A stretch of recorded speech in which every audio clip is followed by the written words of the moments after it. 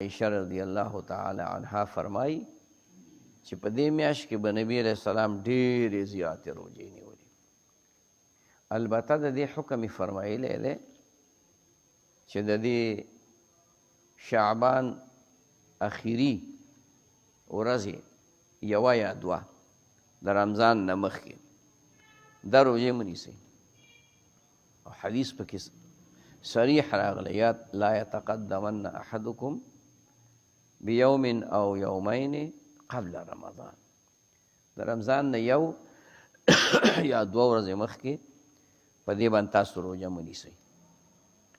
زمونږ د اکثر د ناپوهه خلک داسې کوي چې دوی په د اخري چې کوم هغه شکي ورځ وي په هغې روژه ونیسي. نو یاره مړه بیا پته نه لګي که فرضي شوه نو هېڅ هم نه شوه ښه دغه روژه نه نفلي ده او نه فرضي شوه هسې دې خولې ته کوری واچوه. د دغې به خیال ساتئ.